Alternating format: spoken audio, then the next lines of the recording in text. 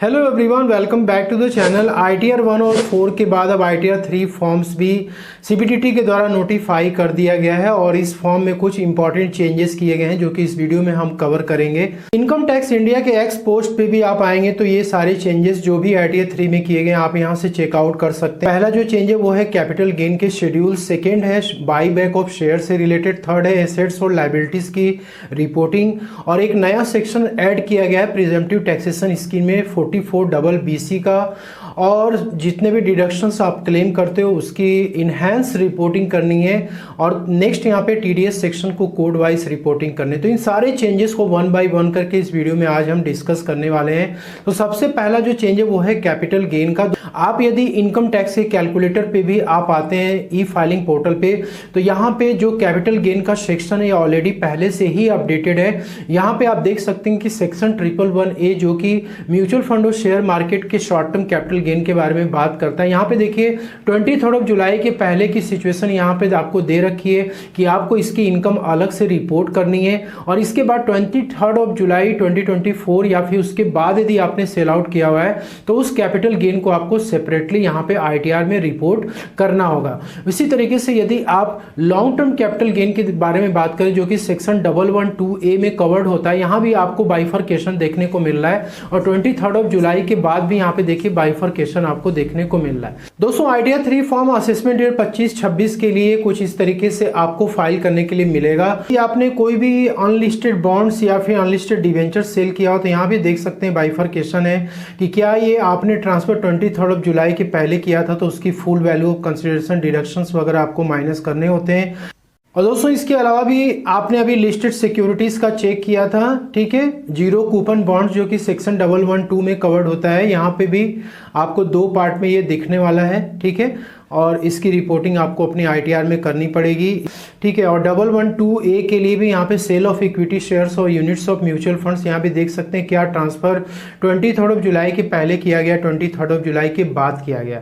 यदि आपकी 23 जुलाई के पहले ट्रांसफर हो रखी तो उसकी कैलकुलेशन आपको अलग से करनी है और 23 जुलाई के बाद हो रखी तो उसकी कैलकुलेशन आपको अलग से करके तब अपनी ITR में आपको यहाँ पे रिपोर्टिंग करनी है। सेकेंड चेंजेस है वो है by back of shares. Company अपने शेयर्स को बाई बैक करती है इन्वेस्टर्स से, तो पहले जो टैक्स की कंप्लायंस होती थी वो कंपनी को ही करनी पड़ती थी, लेकिन अब बजट 2024 में इसको चेंज कर दिया गया कि बाई बैक ऑफ शेयर्स के केस में आपको जो भी प्रॉफिट होती है उसको डीम्ड डिविडेंड की तरह ट्रीट किया जाएगा और उस पर टैक्स का पेमेंट आपको खुद करना होगा स्लैब रेट से। दोस्तों बाई बैक ऑफ शेयर्स के केस में ये रूल निकाला गया है कि यदि आप किसी कंपनी के शेयर्स को होल्ड किए हुए थे और उसकी बाई बैक हो चुकी है 1 अक्टूबर या फिर उसके बाद और आपको उसमें कैपिटल लॉस हो रहा है, तो इस केस में पहले ये था कि कोई भी लॉसेस होती थी वो अलाउड नहीं होती थी दूसरे इनकम से एडजस्ट करने के लिए, लेकिन यहाँ पर अब इस ITR फॉर्म में जो चेंजेस किया गया कि बाई बैक ऑफ शेयर के केस में आपके जो भी कैपिटल लॉसेस हैं उसको आप क्या कर सकते हैं, एडजस्ट करा सकते हैं, ये अलाउ कर दिया गया है। लेकिन यहाँ पे ये कि यहाँ पे कंडीशन लगा दिया है कि आप इसको तभी क्लेम कर सकते हो जब आप डिविडेंड इनकम को रिपोर्ट करते हो सेक्शन 222F में, और ये जो डिविडेंड इनकम है ये आपको इनकम फ्रॉम अदर सोर्सेस में रिपोर्ट करना होता है। आपका जो भी शेयर्स बाईबैक हुआ है, ठीक है, जिस प्राइस पे हुआ है, जितनी वैल्यू पे आपका हुआ है उस पे क्या डिविडेंड वगैरह आपकी आ रही है वो आप कैलकुलेट करके और पहले आप सेक्शन 222F में रिपोर्ट कर दीजिए, फिर आपके जो लॉसेस हैं वो यहाँ पे एडजस्ट हो जाएंगे, ये अलाउ हो जाएंगे। नेक्स्ट चेंज है एसेट्स और लायबिलिटीज की रिपोर्टिंग करना।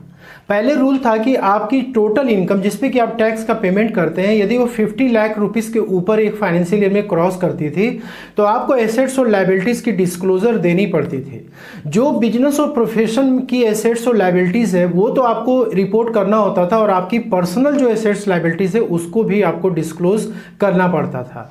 लेकिन दोस्तों अब इस ITR फॉर्म में असेसमेंट ईयर 25-26 से आप देख सकते हैं इस लिमिट को 1 करोड़ रुपए एक्सीड कर दिया गया है। इसमें क्या देना है आपको, आपकी क्या क्या इमूवेबल एसेट्स है, मतलब जो भी लैंड बिल्डिंग, ठीक है, यहाँ पे उसकी डिस्क्रिप्शन देनी है, एड्रेस देना, पिन कोड और अमाउंट, कितने कॉस्ट की आपके पास इमूवेबल एसेट्स पड़ा हुआ है, इसका मूवेबल एसेट्स में आपके पास कितने की ज्वेलरी और बुलियंस हैं उसका कॉस्ट, इसके बाद archaeological collection, drawing, painting, sculptures, any other art works. Next यहाँ पे व्हीकल्स, ठीक है, लोगों के पास कार्स होती हैं, बाइक्स होती हैं महंगी महंगी, उसकी भी डिस्क्लोजर आपको देनी पड़ेगी। इनकम टैक्स ये देख रहा है कि भाई इस बंदे का इतना ज़्यादा इनकम है तो इसके एसेट्स कितने वैल्यूज़ के हैं, उसकी डिस्क्लोजर यहाँ पे मांग रहा है। ठीक है, बोट से, एयरक्राफ्ट से, फाइनेंशियल एसेट्स में आपको बैंक की डिटेल्स देनी है। जितनी भी आपकी बैंक अकाउंट है ऑल ओवर इंडिया में, उसमें जो भी डिपॉजिट्स है, ठीक है, टोटल अमाउंट यहाँ पे मेंशन करना है। कितने के आपके शेयर्स और सिक्योरिटीज़ हैं वो मेंशन करना है। Insurance policies, loans and advances जो कि आपने दे रखा है, कैश इन हैंड आपका कितना है, ठीक है, ये सारा डिस्क्लोजर आपको यहाँ पे सेपरेटली मेंशन अब करना पड़ेगा। और दोस्तों इसके बाद ये कि यदि आप किसी फर्म्स या एसोसिएशन ऑफ पर्सन में आप जो है पार्टनर हैं या मेंबर हैं, तो उसमें जो भी एसेट्स हैं उसमें आपका कितना इंटरेस्ट है वो डिटेल्स आपको यहाँ पे अब सबमिट करनी होगी।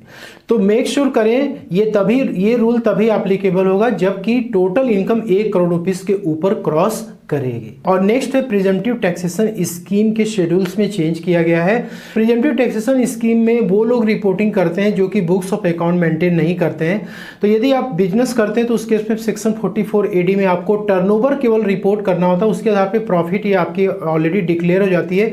और प्रॉफिट में यहाँ पे 6% और 8% का यहाँ पे थ्रेशोल्ड लिमिट है, इसी के ऊपर आपको रिपोर्टिंग करनी होती है या फिर इसके इक्वल, इसके नीचे आप जाएंगे तो आपको ऑडिट कराना पड़ता है।